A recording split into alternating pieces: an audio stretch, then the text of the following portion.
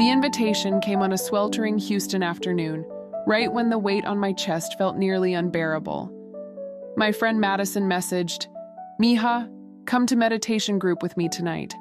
No pressure, I just think it might help." I stared at her text, sweat beating down my brow, wondering if anything could reach the ache I'd been carrying for years. But sometimes, the smallest yes can open the door to a whole new life. I want to tell you how a simple meditation circle and the principles of the law of attraction didn't just help me find peace with my past. They helped me manifest real forgiveness, healing the fractures in my family I thought would never mend. I'm Isabel, 45, second-generation Mexican-American, Houston native. My house on the north side is always full of noise. 2 teenage boys, a mama who calls every day, nieces dropping by, and my abuelo's old ranchero songs echoing from the kitchen radio. If you looked at us from the outside, you'd see a classic, big, loving Latino family. But at the heart of us, there's a wound, a fight that tore us apart after my father's death. Words were said, doors slammed, years passed. My younger sister Elena and I stopped speaking. Family gatherings became tense. I tried to stay strong for my sons, but every holiday the empty chair at our table reminded me, sometimes your thoughts create your reality, and my reality was a cycle of resentment.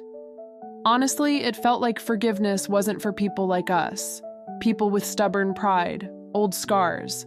But I longed for peace more than anything. That's why Madison's text landed with such force. She's not just my best friend, she's my calm in any storm, the one person I trust with my real tangled truth. "Just come," she said. "Bring your pain, your anger, your hope. All of you is welcome." That night, still skeptical, I sat on a folding chair in a small community center surrounded by strangers. The room smelled of incense and fresh coffee.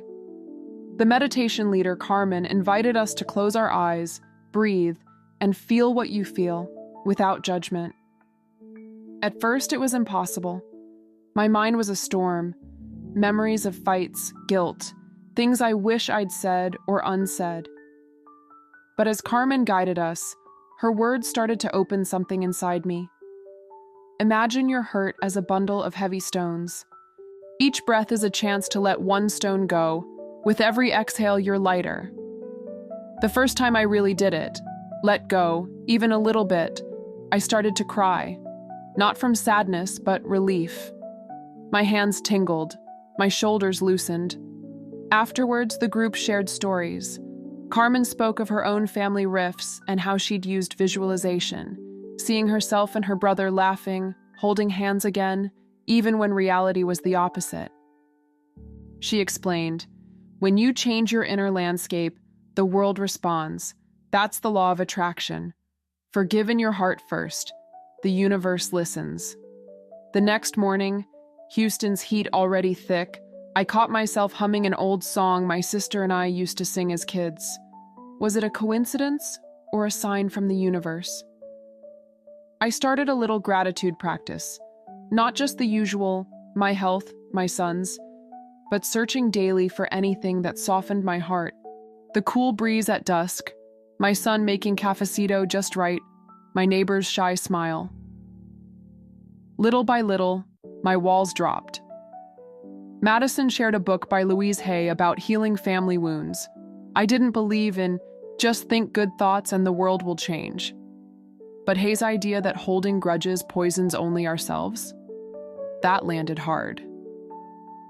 Each meditation, Carmen talked about the power of intention, asking us to choose a word each session. I picked healing, forgiveness, peace. I tried guided visualization, seeing Elena walking through my door, both of us smiling with forgiveness. I felt silly at first, but then lighter, freer. Some days, nothing seemed to shift. Old anger and grief would come roaring back. That's when Madison reminded me, "It's not a straight line, Isa. Let go when you can, come back when you can't." About a month later, I was leaving the meditation group when I saw a little girl chasing a butterfly outside the community center. She was laughing, so open and bright. Her mother called, "Elena, cuidado!" I froze. The same name as my sister. The girl's laugh echoed my sister's when we were young. Synchronicity? I felt chills. Was the universe nudging me forward? That night, I meditated with a new openness, silently telling Elena, wherever she was, I want to forgive. I want peace for both of us. Then came the real test, a family emergency that brought us together. My mother fell and was rushed to the hospital. Panic, guilt, love, all mixed inside me. When I saw Elena in the waiting room, for one wild second I considered walking away. But something in me, call it the meditations, the affirmations, the intention, stopped me. I walked up, heart pounding, and simply said, "Can we just talk, Hermana?" She nodded, tears in her eyes. Years of silence crumbled in a minute. We talked for hours. Not everything was fixed. Wounds run deep, but something powerful shifted. I shared my journey, how meditation and the law of attraction helped me raise my vibration above the old pain. She told me she had missed me too. We both agreed to try. Not to forget, but to begin again. Each family gathering since has been a little easier, a little lighter.